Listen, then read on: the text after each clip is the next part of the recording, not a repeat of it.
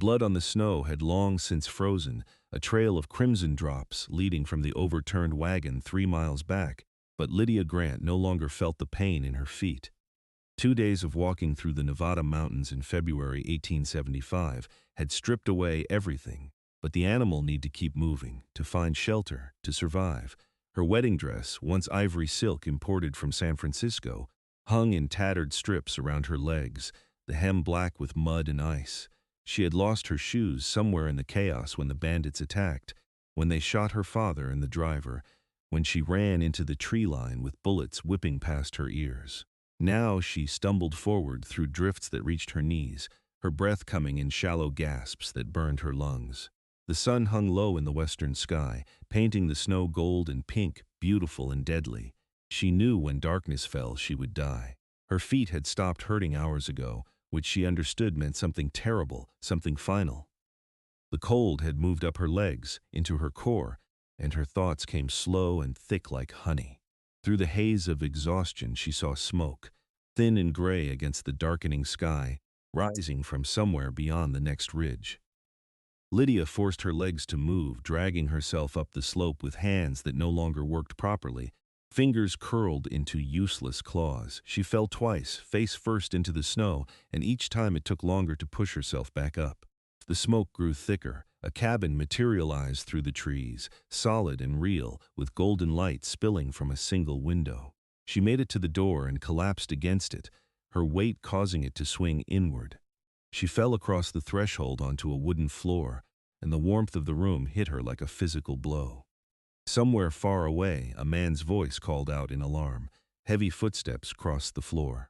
Then strong hands were lifting her, and she looked up into the face of the largest man she had ever seen. He had dark hair that fell past his shoulders, tied back with a leather cord, and a beard that could not hide the sharp angles of his jaw.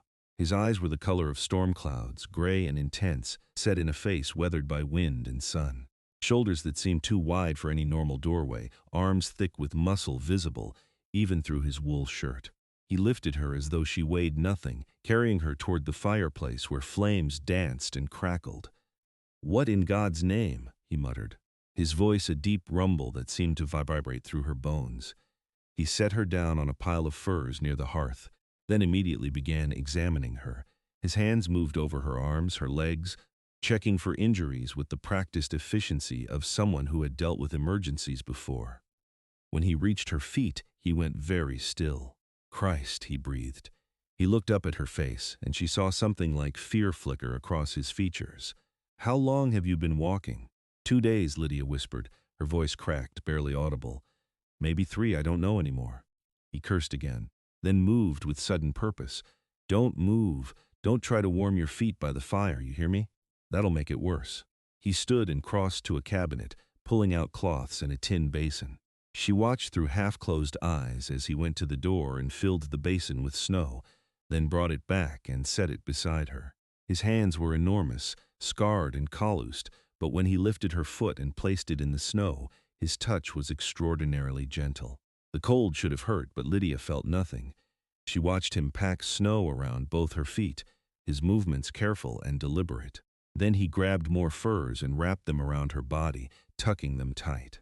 "You're hypothermic," he said, not looking at her face, focused on his task. "Your body's shut down blood flow to your extremities to keep your core warm. If we warm your feet too fast, all that cold blood will rush back to your heart and could kill you. Are you a doctor?" She could barely keep her eyes open. "No, trapper, mountain man. Name's Daniel Wright." He finally met her gaze. "And you're going to lose your feet if we're not careful. Maybe lose them anyway.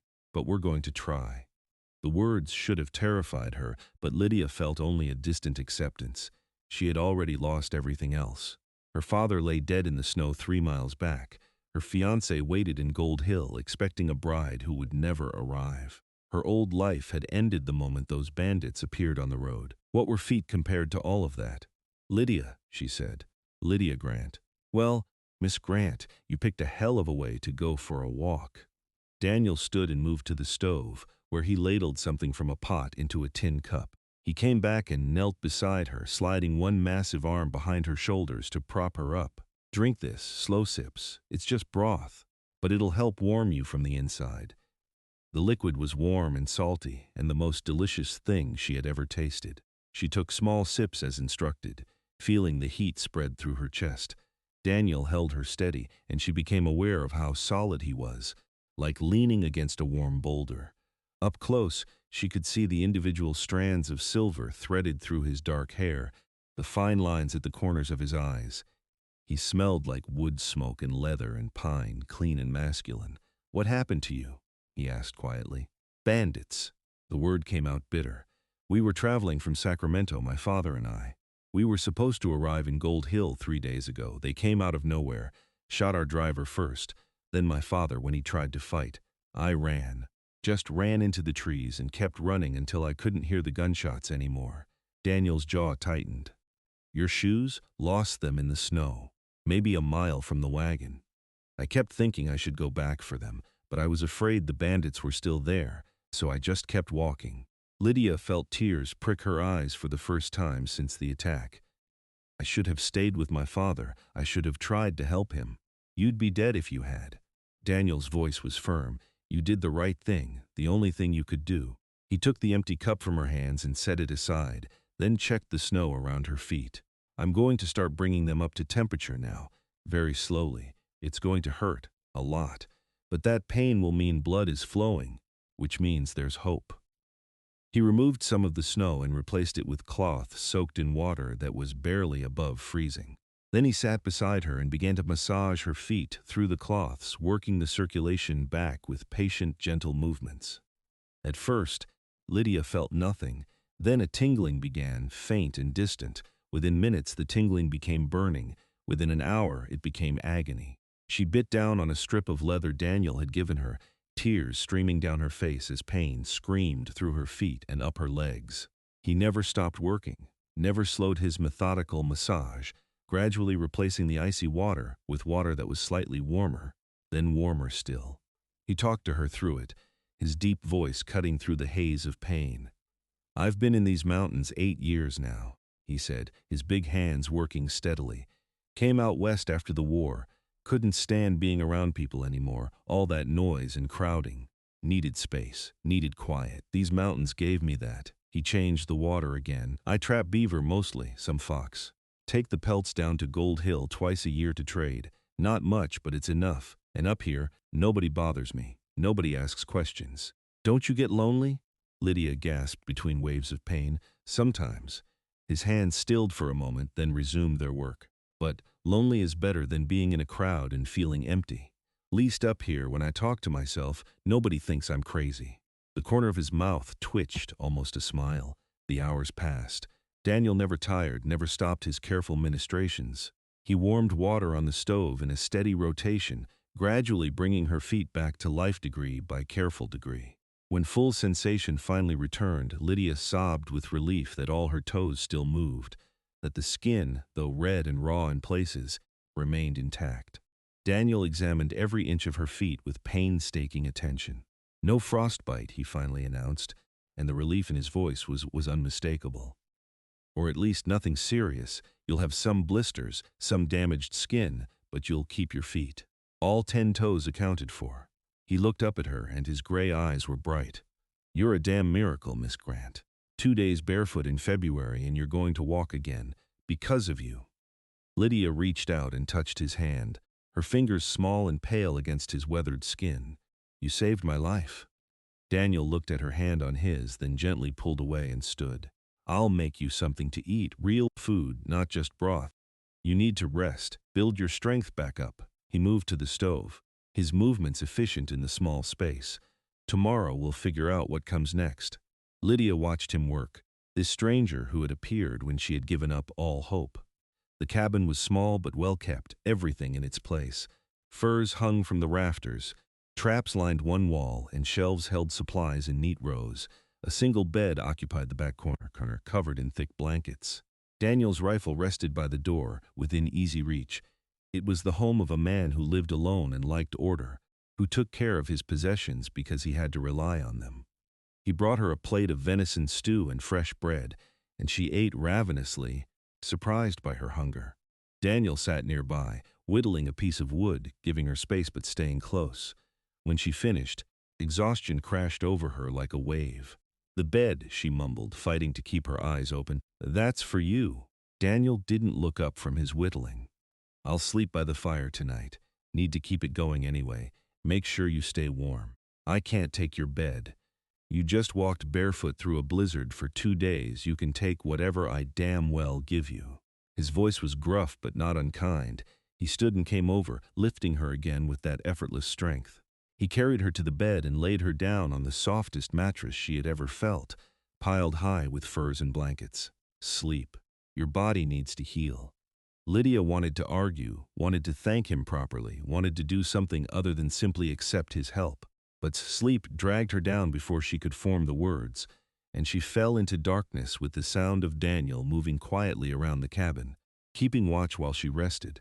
She woke to gray morning light filtering through the window and the smell of coffee.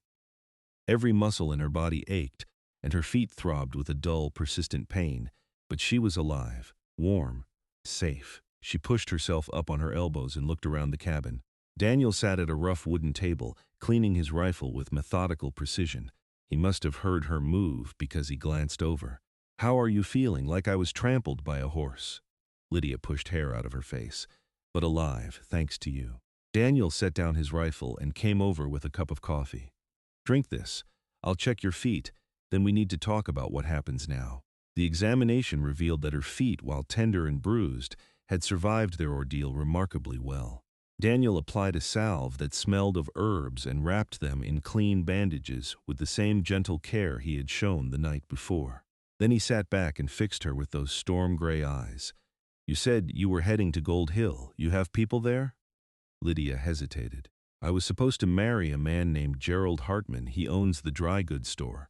My father arranged it after my mother died last year. I had never met him." She looked down at her bandaged feet. "But my father is dead now and I have nothing, no money, no belongings. Everything was in the wagon and the bandits took it all. This Gerald Hartman, he expecting you?" "He was, 3 days ago." Daniel stood and walked to the window, looking out at the snow-covered landscape. "Gold Hill is a hard 2-day ride from here in good weather. In this snow, maybe 3. Your feet aren't going to be ready for travel for at least a week, maybe more." He turned back to face her. "And when we do get you there, you need to be sure that marrying this man is what you want, because you're not obligated. Your father's gone, God rest him. Nobody can force you to honor an arrangement you didn't make." The thought hadn't even occurred to Lydia. She had spent so long accepting the path her father laid out that she had not considered she might have a choice. "I have nowhere else to go. No family left, no money to support myself. There are always choices." Daniel's voice was firm. "They might not be easy ones, but they exist. You could go back to Sacramento, find work. You could stay in Gold Hill but not marry, make your own way. Hell, there's women running boarding houses, working as cooks, teachers. It's hard, but it's possible. You sound like you've given this speech before." Something flickered across his face. "My sister, before the war. My father tried to marry her off to a man twice her age who already buried 2 wives. She ran away instead, went to work in a hospital in Boston. Last I heard she was happy, free." He crossed his arms. "Point is, you don't have to accept whatever hand you're dealt. Sometimes you can make your own luck." Lydia studied this strange man who lived alone in the mountains yet spoke of freedom and choices. "Why do you care what I do?" Daniel was quiet for a long moment. "Because I found you half dead on my doorstep, and I didn't save your life just to send you off to a fate you don't want. Because you survived something most people wouldn't have, and that means something. And because—" He trailed off, then shook his head. "Just because. Now, you need to rest more. I'm going to check my trap line, see if I caught anything. I'll be back before dark." He gathered his coat and gear, loaded his rifle, and headed out into the snow. Through the window, Lydia watched his broad-shouldered form disappear into the trees. She lay back on the bed, her mind spinning. Everything she had known, everything she had expected her life to be, had vanished. Her father was dead. Her wedding would not happen, at least not as planned. She was stranded in a cabin with a man she had just met, completely dependent on his goodwill for her survival. And yet, she did not feel afraid.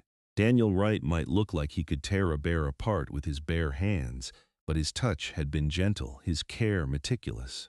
He had worked through the night to save her feet, had given up his bed without hesitation, and now he spoke of choices and freedom as though those things might actually be available to her. The days that followed fell into a rhythm. Daniel would rise early and check his traps, returning with game that he dressed and prepared with practiced skill. He showed Lydia how to make bannock bread, how to cure meat, how to identify which herbs growing in pots on the windowsill could be used for medicine. He was patient when she struggled, encouraging when she succeeded, and never made her feel like a burden, despite the fact that she was eating his food and occupying his space.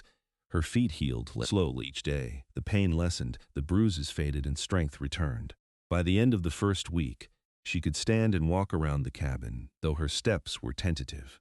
Daniel had fashioned her a pair of soft moccasins from rabbit fur, sized perfectly to her feet, sewn with neat, even stitches that surprised her.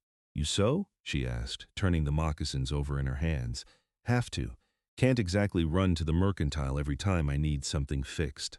He was stirring stew at the stove, his broad back to her. Living alone means learning to do everything yourself. Cook, sew, doctor, build.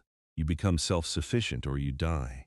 "Do you ever think about going back to civilization?" "No," the answer was immediate and firm.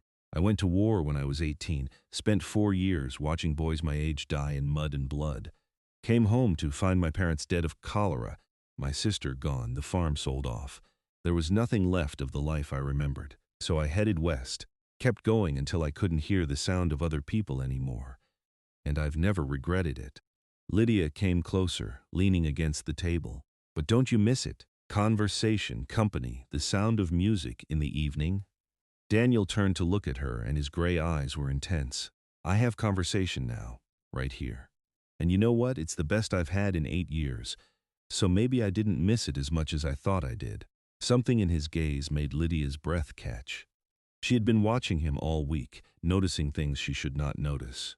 The way his muscles moved under his shirt when he worked, the gentleness of his hands despite their size and strength, the low rumble of his voice when he spoke in the evening, telling her stories of the mountains, of the animals he tracked, of the changing seasons. She found herself looking forward to his return each day, listening for the sound of his footsteps outside. This was dangerous. She knew it was dangerous. He was a stranger who had saved her life out of basic human decency. She was a woman with nowhere else to go, dependent on his charity. Reading anything more into his kindness would be foolish. And yet, when their hands brushed as he passed her a plate of food, she felt heat spread through her body that had nothing to do with the fire.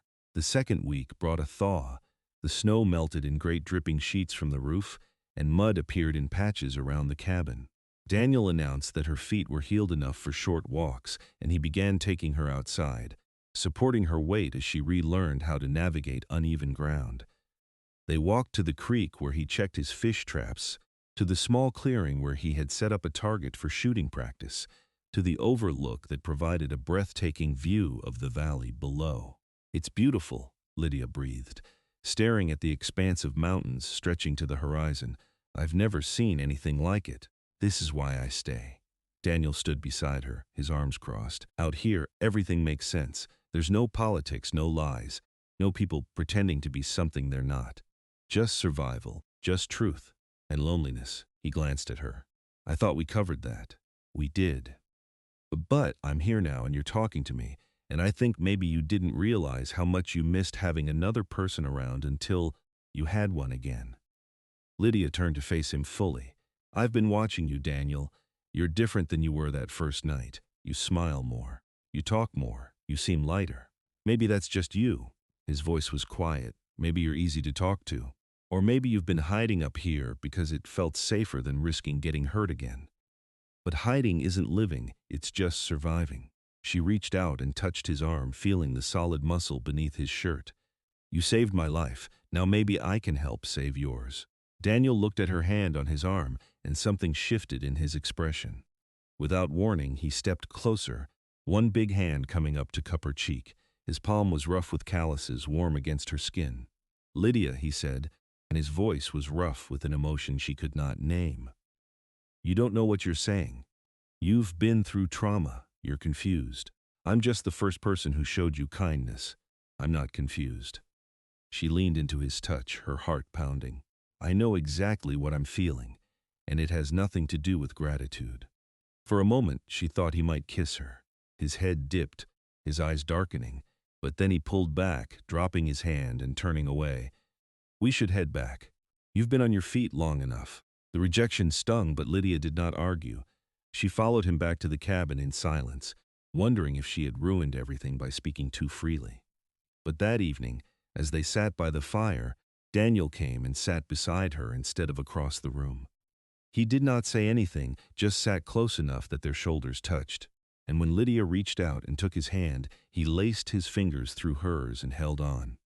They sat like that until the fire burned low, neither speaking, neither willing to break the fragile connection that hummed between them. When Lydia finally stood to go to bed, Daniel caught her hand and pulled her back down. He looked at her for a long moment, his gray eyes searching her face. I'm going to say this once, and I need you to hear me, he said. I've lived alone for 8 years. I chose that life because it was easier than caring about people and losing them. But you walked out of a blizzard and into my life, and I can't stop thinking about what it would be like if you stayed. And that terrifies me. Because you have a life waiting for you in Gold Hill, you have obligations, plans, and I'm just a man who lives in the woods. You're the man who saved my life, Lydia said softly. You're the man who sat up all night warming my feet, who gave me his bed, who has shown me more kindness in 2 weeks than I've known in years. You're the man I think about every moment of every day, wondering if you feel even a fraction of what I'm feeling. What are you feeling? She took a deep breath. Like I've been asleep my whole life, and I'm just now waking up. Like every terrible thing that happened was leading me to this moment, to this cabin, to you. Like I would walk barefoot through 1,000 blizzards if it meant ending up here again. Daniel's hand tightened on hers. I feel it too, he admitted, his voice barely above a whisper. I've been fighting it, telling myself I'm too old for you, too rough, too broken. But when I'm with you, I don't feel broken anymore, I feel whole. How old are you? 32. I'm 23. That's not too much. Lydia shifted closer. And you're not rough, you're gentle, gentler than any man I've ever known. As for broken, we're all broken in some way. Maybe we can help fix each other. This time, when Daniel leaned in, he did not pull away. His lips met hers in a kiss that was tentative at first, almost questioning. But when Lydia responded, wrapping her arms around his neck, the kiss deepened. His arms came around her, pulling her close, and she felt surrounded by his warmth, his strength, his solid presence. He kissed her like a man who had been starving and finally found sustenance, with a desperate need that matched her own. When they finally broke apart, both breathing hard, Daniel rested his forehead against hers. This changes everything, he said. I know. You were supposed to go to Gold Hill, marry Gerald Hartman. I don't want Gerald Hartman. I want you. I live in a one-room cabin in the middle of nowhere. I have nothing to offer you. No society, no comfort, no easy life. Lydia pulled back enough to look him in the eye. You have yourself. That's all I want. That's more than enough. Daniel kissed her again. Softer this time, almost reverent. Then stay, he whispered against her lips. Stay with me, be my wife, build a life with me in these mountains. Yes. The answer came without hesitation. Yes, I'll stay. I'll marry you. I'll build a life with you wherever you want. He swept her up in his arms and spun her around, laughing with pure joy. The sound was remarkable, transforming his face from stern and weathered to young and hopeful. Lydia clung to him, laughing too, dizzy with happiness and disbelief that her life could have changed so completely in just 2 weeks. But reality intruded. I still need to go to Gold Hill, Lydia said reluctantly. I need to tell Gerald Hartman that I won't be marrying him, and I need to arrange for my father's burial. He deserves that much. We'll go together. Daniel set her down but kept his arms around her. Another few days and you'll be strong enough for the journey. We'll ride down, take care of business, and come back. If you're going to be my wife, we'll do it right. Find a preacher, make it legal. Your wife. Lydia tested the words, liking how they sounded. Lydia Wright. Has a good ring to it. Daniel pressed a kiss to her forehead. But I should warn you, being married to a mountain man isn't going to be easy. Winters are harsh. We'll be snowed in for months at a time. There's no running to a neighbor for help if something goes wrong. Just us, these four walls, and whatever we can provide for ourselves. Sounds perfect, Lydia said honestly. I'm tired of easy. Easy got me promised to a stranger. Easy meant letting my father make all my decisions. I want real. I want true. I want you. The days before they left for Gold Hill were filled with preparation and a new, sweet intimacy. Daniel taught Lydia to shoot, standing behind her with his arms around her as he showed her how to sight down the barrel. They practiced together until she could hit a target at 50 paces, and his pride in her progress was obvious. She learned to identify animal tracks in the mud, to read the weather in the clouds, to move quietly through the forest. In the evenings, they sat close by the fire, talking about everything and nothing. Daniel told her about his family, his parents who had been farmers in Missouri, his sister who wrote letters occasionally that he collected when he went to town. Lydia told him about growing up in Sacramento, about her mother's long illness, about the loneliness of being an only child in a house full of silence. They kissed often, exploring this new territory with growing confidence. Daniel was always careful, always restrained, his large hands gentle as they touched her face, her hair, her arms. Lydia wanted more, burned with desire for more, but she appreciated his respect. They would be married soon enough, and then nothing would hold them back. On the morning they were to leave for Gold Hill, Daniel saddled his big roan gelding and helped Lydia mount. She wore clothes he had traded for on his last trip to town, meant for trapping but never used. Men's trousers that he had altered to fit her, a wool shirt, and a heavy coat. The moccasins he had made protected her feet, now fully healed and strong again. He swung up behind her, wrapping one arm around her waist to hold her secure, and they set off down the mountain. The journey took 3 days.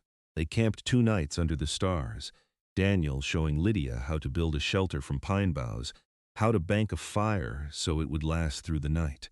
He was patient with her inexperience, encouraging when she struggled, and warm at night when they lay together in their bedrolls. He held her close but made no moves beyond kissing, his honor a tangible thing between them. Gold Hill appeared on the 3rd day, a rough mining town clinging to the side of a mountain. Buildings lined a single main street thrown up hastily when silver was discovered, but 5 years earlier. The town had that temporary look common to mining communities, as though everyone knew it would not last, but no one wanted to say it out loud. Men crowded the boardwalks, rough characters in dirt-stained clothes. Saloon music drifted from open doors even though it was barely noon. Daniel guided his horse to the sheriff's office and dismounted, then helped Lydia down. "Let's start here," he said. "Report the attack. See if they've heard anything about the bandits." The sheriff was a grizzled man in his 50s with a star pinned to his vest and a skeptical expression. He listened to Lydia's story with narrowing eyes, then shook his head. "Road bandits been a problem all winter. We've had 4 wagons hit in the last 2 months. We send out patrols when we can, but it's a lot of territory to cover. As for your father, miss, I'm sorry, but unless you can take us to the wagon, there's not much we can do." "I can take you there," Lydia said, "or at least I can try. I remember the direction I came from." "We'll organize a party tomorrow," the sheriff said. "Need to gather men, supplies. In the meantime, you folks need a place to stay. There's a boarding house down the street. Mrs. Patterson runs it. She's respectable." "Actually, I need to speak with Gerald Hartman first," Lydia said. "He owns the dry goods store?" The sheriff's expression shifted to something like pity. "Ah, you must be the bride he was expecting." "I'm afraid I have some news, miss. Gerald married another woman 2 days ago, widow from Virginia City. Said he couldn't afford to wait any longer, needed a wife to help run the store." Lydia felt Daniel tense beside her, but she only felt relief. "Then I'm glad I didn't make him wait any longer. Thank you for telling me, Sheriff."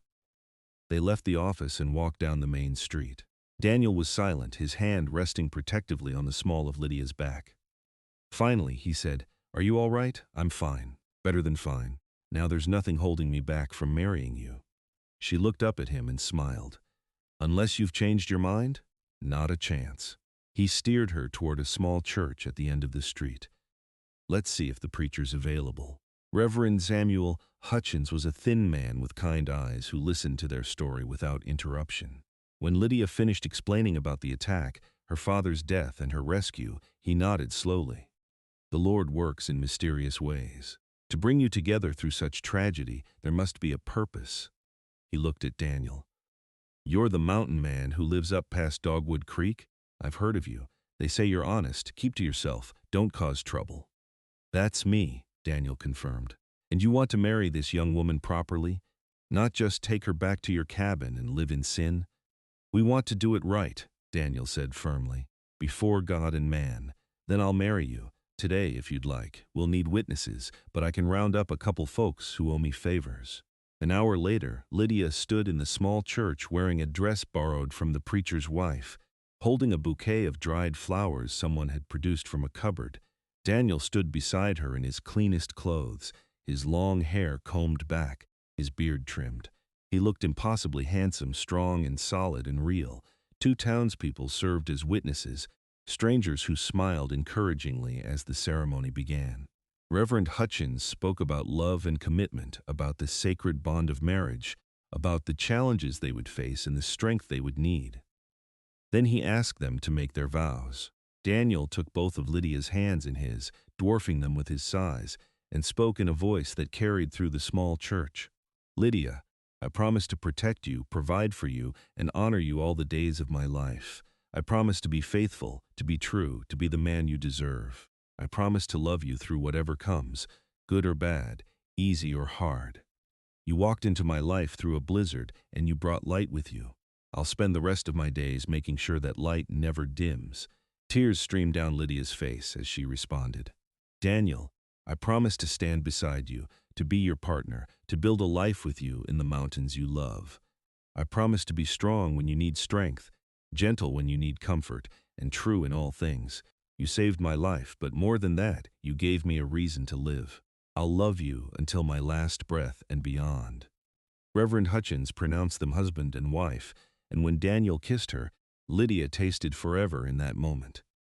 They signed the marriage certificate, received congratulations from the witnesses, and walked out of the church as Mr. and Mrs. Daniel Wright. They spent the night at the boarding house, in a small room with a narrow bed and thin walls. Daniel was tender and careful, aware of her innocence, taking his time to make sure she felt cherished rather than claimed. Lydia discovered that his gentleness extended to all aspects of their relationship, and by morning she felt transformed fully his in body and spirit. The next day, they joined the sheriff's party to search for the wagon. Lydia led them as best she could, following half-remembered landmarks and the instinct that had kept her moving through the snow. After 6 hours of searching, they found the overturned wagon in a ravine, her father's body frozen in the snow beside it, along with the driver. The bandits had taken everything of value and left the rest.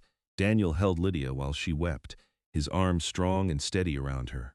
They brought the bodies back to Gold Hill, and Reverend Hutchins conducted a simple burial service. Lydia stood at her father's grave and said goodbye, knowing that despite their complicated relationship, he had loved her in his way. She laid wildflowers on the frozen ground and walked away holding Daniel's hand, ready to move forward. Before they left town, Daniel stopped at the mercantile and bought supplies. Fabric for Lydia to make clothes, thread and needles, a new pot, coffee, flour, sugar, things he said would make life easier. He also bought her a real pair of boots, sturdy and warm, sized to fit her perfectly. "No more walking barefoot," he said as he helped her try them on. "Not while I'm around to prevent it." The ride back to the cabin felt different than the journey down. Lydia was no longer a rescued woman clinging to her savior. She was a wife returning home with her husband, heading toward the life they would build together. She noticed things she had missed on the way down: the beauty of the landscape, the way light filtered through the pine trees, the sound of water rushing in the creeks, swollen with snowmelt. When the cabin came into view, Daniel reined in the horse and sat still for a moment. "Last chance to change your mind," he said softly. "We could turn around, go back to town, I could find work, we could have an easier life." "This is my life now," Lydia said, leaning back against his chest. "Here with you. I don't want easier, I want this." The first weeks of their marriage were a revelation. Lydia had never lived with a man before, never shared such intimate quarters. She learned Daniel's habits, how he woke before dawn and banked the fire, how he hummed while he worked, how he always cleaned and oiled his guns before bed. She learned to read his moods, to know when he needed silence and when he needed to talk, to understand the meanings of his various grunts and sighs. He taught her everything he knew about surviving in the mountains: how to dress a deer, cure the hide, use every part of the animal, how to identify edible plants, set snares, track game, how to predict the weather by watching the animals, when to gather firewood, how to store food so it would last through winter. She was a quick student, eager to learn, and he was a patient teacher. But more than the practical skills, they learned each other. Daniel discovered that Lydia had a wicked sense of humor, that she could make him laugh with dry observations about their circumstances. Lydia discovered that beneath his stern exterior, Daniel was deeply romantic, bringing her wildflowers, carving her small wooden animals, writing her love notes on scraps of bark. Spring arrived with a rush of life. Snow melted, revealing green grass and early flowers. The creek ran high and fast. Animals emerged from hibernation, and the forest filled with sound. Daniel took Lydia on long walks, showing her the land that would be theirs, pointing out the boundaries of his territory, the best spots for fishing, the meadow where elk gathered in the fall. "I've been thinking," he said one evening as they sat outside watching the sunset, "this cabin is too small. If we're going to raise a family, we need more space. I want to build you a real house. 2 rooms, maybe 3, a loft for children when they come, a proper kitchen. What do you think?" "I think that sounds wonderful." Lydia took his hand, lacing their fingers together. "But I'm happy here too. This cabin will always be special to me. It's where you brought me back to life. Then we'll keep it as a workshop. I can cure hides here, store tools, but we'll build something better for living." He pulled her closer, wrapping his arm around her shoulders. "I want to give you everything, Lydia. I know it won't be the life you might have had, but I want it to be good. It's already better than anything I imagined." She turned to kiss him, soft and lingering. "I love you, Daniel Wright. More than I knew it was possible to love someone. I love you too." His voice was rough with emotion. "Every single day, I wake up and can't believe you're real, that you chose me, that you stayed." They began work on the new house that summer. Daniel felled trees, stripped and notched the logs, while Lydia helped haul stones for the foundation. It was hard work, physical and demanding, but they labored side by side, taking satisfaction in watching their home rise from the ground. Daniel proved to be a skilled carpenter, fitting logs with precision, building a fireplace that drew properly, installing windows he had hauled up from Gold Hill. By autumn, the house stood complete. 2 rooms downstairs with a sleeping loft above, a real kitchen with a cast-iron stove, shelves and cupboards, and windows that let in light. Lydia made curtains from fabric she had sewn, laid down rugs she had woven from rags, and arranged their few possessions to make the space feel like home. On the day they moved in, Daniel carried her over the threshold, and they christened their new bedroom with joyful abandon. That winter was long and harsh, with snow piling high against the walls and temperatures that made going outside dangerous. But inside their house, Lydia and Daniel were warm and content. They spent their days working on projects. Daniel carved furniture while Lydia sewed clothes and blankets, preparing for the future. In the evenings, they played cards, told stories, made love, and talked about their dreams. It was during one of those long winter evenings that Lydia realized she had not bled in 3 months. She waited another week to be sure, then told Daniel the news while they lay in bed, the fire casting dancing shadows on the log walls. "I'm pregnant," she said simply. Daniel went very still beside her. Then he rolled over, propping himself up on one elbow to look at her. "Are you sure?" "As sure as I can be. I'm 3 months late, and I've been sick in the mornings. Tired all the time. My breasts are tender." She watched his face anxiously. "Are you happy?" "Happy?" Daniel's face split into the widest smile she had ever seen. "Lydia, I'm more than happy. I'm terrified and thrilled and amazed all at once." He placed his large hand on her still flat belly. "Our baby, growing right here. A piece of both of us. You're going to be a wonderful father. I hope so." His smile faded to something more serious. "I want to give our child everything: safety, love, a home. I want to teach them everything I know about these mountains, about being strong and kind and true. I want them to grow up knowing they're wanted, knowing they're loved." "They will," Lydia said softly, "because they have you." The pregnancy progressed through the rest of winter and into spring.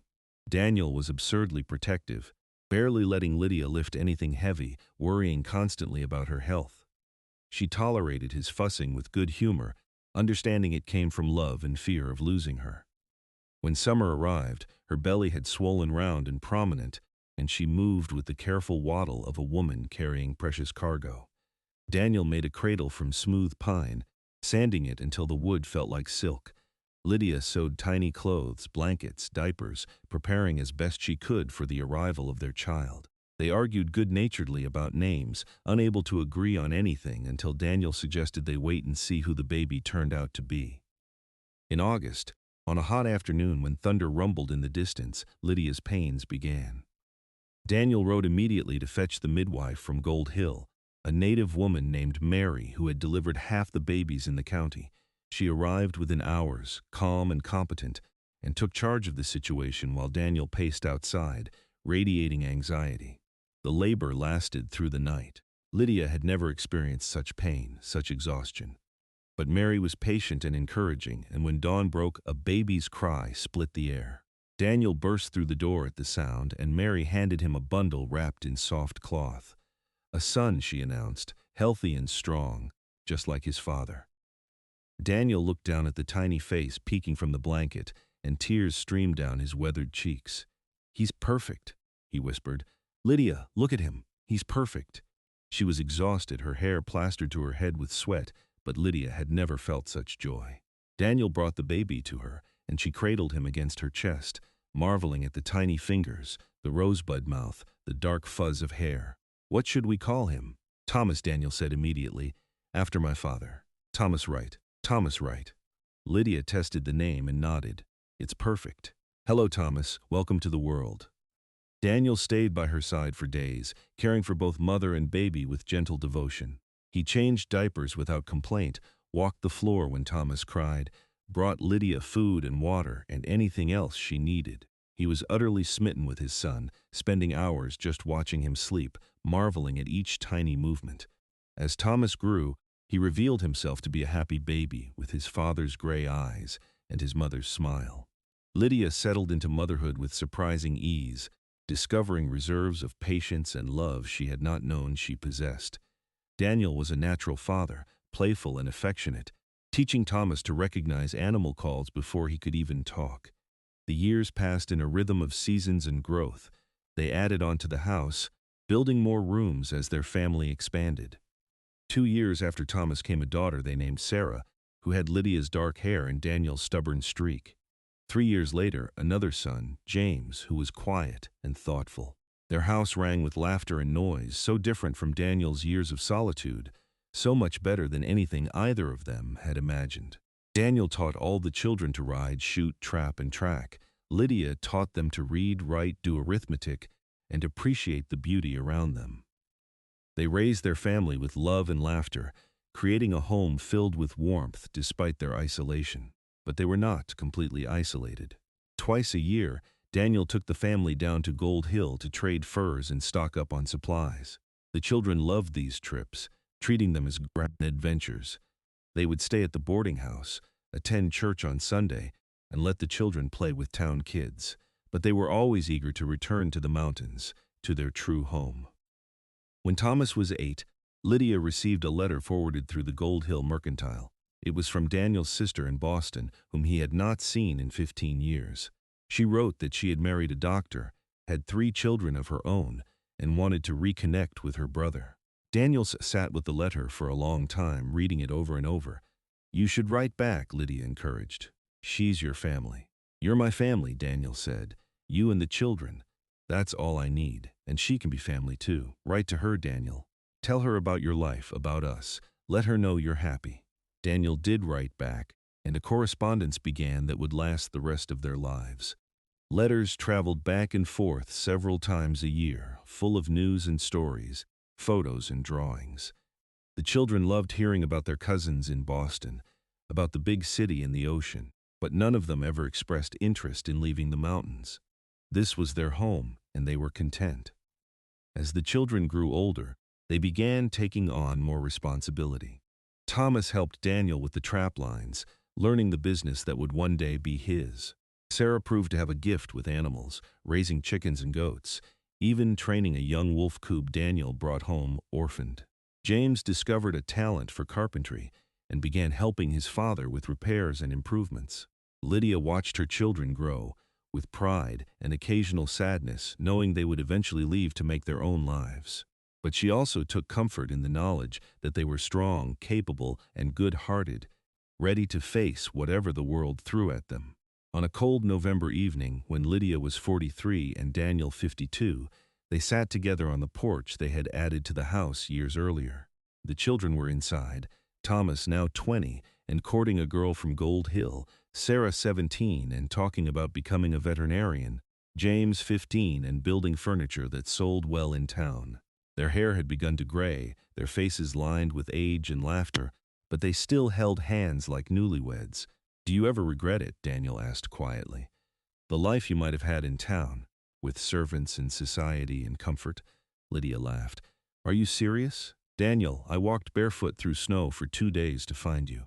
Do you really think I regret a single moment?" "You walked barefoot through snow to escape bandits," he corrected. "Finding me was just luck. Maybe. Or maybe it was fate." She squeezed his hand. "Either way, I wouldn't change a thing. This life, this family, this home, it's more than I ever dreamed of. You gave me that. You gave me everything. You gave me more." Daniel raised her hand to his lips and kissed it. "You gave me a reason to live instead of just survive. You gave me a family, love, purpose. You took a lonely, broken man and made him whole." They sat in comfortable silence, watching the sun set behind the mountains, painting the sky in shades of gold and crimson. Smoke rose from their chimney, carrying the smell of Sarah's cooking. Inside, they could hear James hammering on something, Thomas's deep laugh in response to a joke.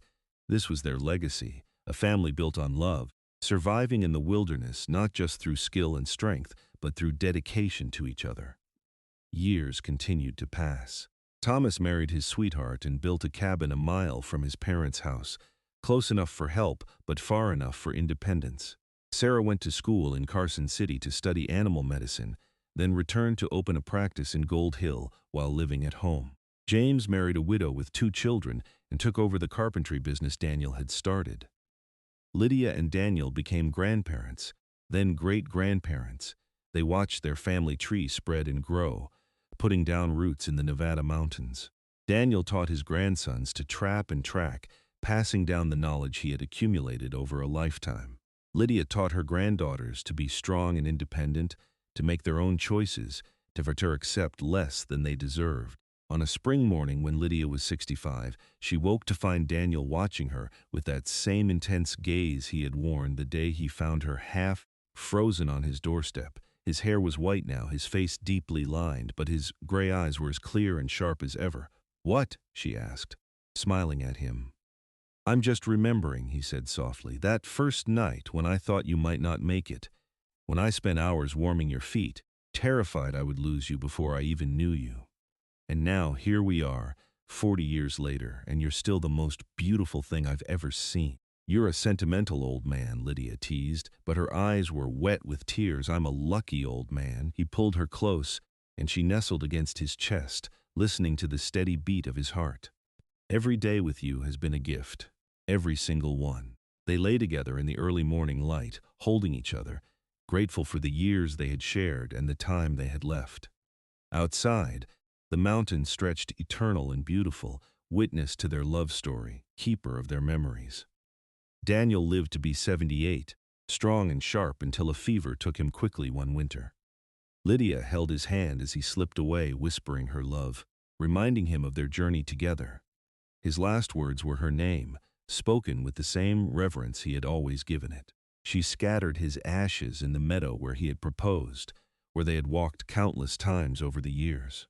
Then she returned to the house they had built together and continued living, surrounded by children and grandchildren and great-grandchildren, all of whom existed because she had walked barefoot through snow and found the man who would become her everything. Lydia lived another 15 years, dying peacefully in her sleep at 80. Her family buried her beside Daniel's marker in the meadow under the pine trees, with a view of the mountains they had both loved. The headstones was simple: Lydia Grant Wright, beloved wife, mother, grandmother. She walked through a blizzard and found home. The house Daniel built remained in the family for generations, becoming a gathering place, a reminder of the love that had founded their line. And on cold winter nights, when snow fell soft and thick, parents would tell their children the story of how their great-great-grandmother walked barefoot through a blizzard for 2 days, and how a mountain man with gentle hands and a fierce heart warmed her feet first, before warming her soul. It was a love story forged in hardship, built on respect, nurtured through dedication. It was a partnership of equals who chose each other freely and completely. It was a testament to the truth that sometimes the worst moments of our lives lead us exactly where we need to be, to the people we are meant to find. And in the mountains of Nevada, where the wind still whispers through the pines and the snow falls deep each winter, their love story lives on. Down through generations, a reminder that true love is worth any hardship, any sacrifice, any journey, no matter how difficult the path. The family that descended from Daniel and Lydia grew to include teachers, doctors, ranchers, and builders. Each generation heard the story of their ancestors and understood that they carried that legacy forward. They learned that strength comes in many forms, that gentleness is not weakness, that choosing your own path requires courage, and that love, real and true, can transform everything. Thomas eventually took over the trap lines and expanded into ranching, raising cattle on land he purchased in the valley. Sarah's veterinary practice became legendary throughout the county, her skill with animals attributed to growing up wild in the mountains. James's furniture became sought after, his pieces displaying the same care and precision his father had shown in building their home. The cabin where Daniel had first brought Lydia remained standing, preserved by the family as a shrine to their beginning. Inside, carefully protected, were the rabbit fur moccasins Daniel had made for Lydia's damaged feet, the tin basin he had used to warm them, and the furs where she had slept that first night. Visitors, usually family members, would come and touch these artifacts, connecting with the story that had started it all. On the mantelpiece of the big house sat a ledger where Daniel had kept records of his trap lines and supplies. Tucked inside were scraps of bark, each carved with words of love, small notes Daniel had left for Lydia over the years. You make the coffee taste sweeter. Thank you for choosing me. 40 years and my heart still races when you smile. They were simple declarations, roughly carved, but they revealed the depth of feeling between two people who had found each other against impossible odds. The Gold Hill community grew and changed over the decades. The silver played out, but the town survived, transforming from a rough mining camp into a settled community. The church where Daniel and Lydia married remained a landmark, and Reverend Hutchins's successor made a point of telling their story to every couple who came seeking marriage, using them as an example of commitment and faith. The trail Lydia had walked, barefoot and desperate, became known locally as Lydia's Path. In later years, when roads were built and the area developed, the family fought to preserve that trail, keeping it wild and unmarked, a reminder of the journey that had changed everything. Hikers who discovered it often reported feeling something special about the place, a sense of history and determination that lingered in the air. But perhaps the greatest legacy Daniel and Lydia left was not physical at all. It was the example they set for their descendants about what love could be. They had shown that partnership meant supporting each other's strengths, covering each other's weaknesses, and facing challenges together. They demonstrated that respect and communication mattered more than grand gestures, that everyday kindness built stronger bonds than dramatic declarations. Their children never forgot the sight of their parents holding hands at the dinner table, the way their father always served their mother first, the gust how their mother's face lit up when their father entered a room even after decades of marriage. These small moments, repeated countless times, taught lessons about love that no words could convey. As the 19th century gave way to the 20th, as technology and progress reached even the remote mountains of Nevada, the story of Daniel and Lydia remained relevant. Each generation found new meaning in their tale. During the Depression, families drew strength from their ancestors' ability to survive and thrive with almost nothing.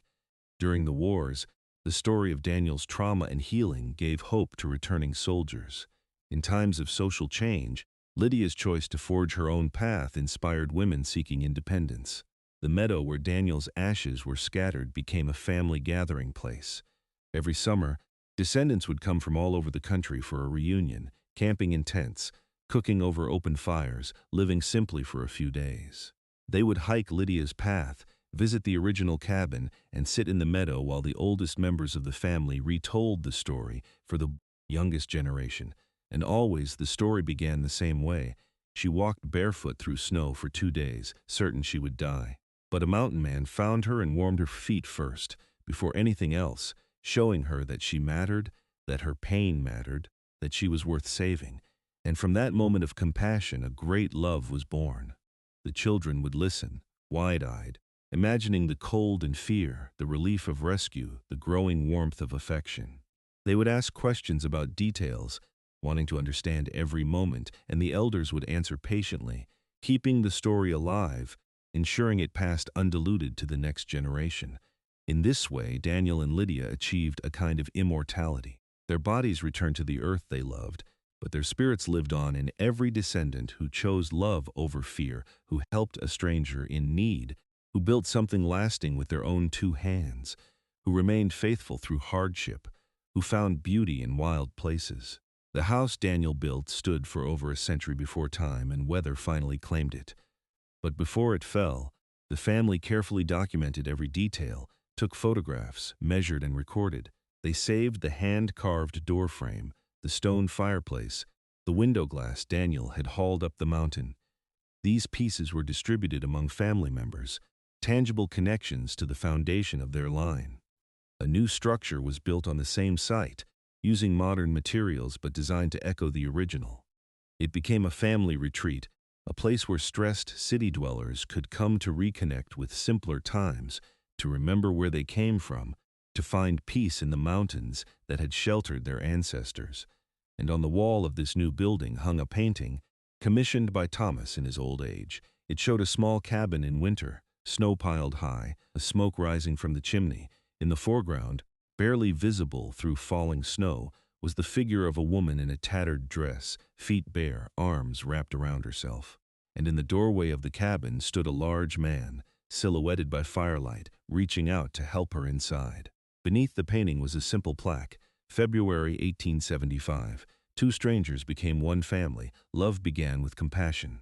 Visitors to the retreat would stand before this painting for long minutes, moved by something they could not quite name. Some would reach out to touch the frame, as though drawing strength from the scene depicted. Others would sit nearby and simply look, letting the story wash over them, finding in it whatever they needed: hope, courage, reassurance that love existed, proof that people could overcome terrible odds. The story of Daniel and Lydia became embedded in the family's DNA, shaping how they approached life, love, and challenges. It taught them to be helpers, to see need and respond without hesitation. It showed them that true strength included gentleness, that the most masculine act could be tender care. It reminded them that women were survivors, capable of extraordinary endurance, deserving of respect and partnership. And so, more than a century after Lydia walked barefoot through snow and Daniel warmed her frozen feet, their love story continued to matter. It remained alive not just in family tales, but in the actions and choices of every person who carried their blood. Each act of kindness, each moment of courage, each choice to love despite fear, was a continuation of what they had begun on that cold February night. Their story had no tragic ending, no heartbreak, no dramatic separation. They had simply loved each other, fully and completely, for 40 years, then passed peacefully when their time came. They left behind not trauma or sorrow, but a legacy of devotion, a template for partnership, and proof that walking through a blizzard sometimes leads you exactly where you need to be. In the end, that was their gift to all who came after. The knowledge that love, real and true and lasting, was possible, that it required choice, effort, and dedication, but that it was worth every hardship, that a moment of compassion could change everything, that warming someone's feet first, before demanding anything in return, was the foundation of all real connection. And in the mountains of Nevada, where the snow still falls deep each winter, and the wind still whispers through the pines, you can still feel their presence if you know how to listen. In the rustle of pine branches, in the warmth of sunshine after a storm, In the quiet comfort of a cabin in the wilderness, Daniel and Lydia remain, their love a permanent part of the landscape they claimed as home. Their story was complete, their ending happy, their legacy secure. They had walked through hardship and found each other. They had built a life from nothing. They had raised a family that honored their memory, and they had loved, deeply and truly, until the very end. What more could any love story ask for than that?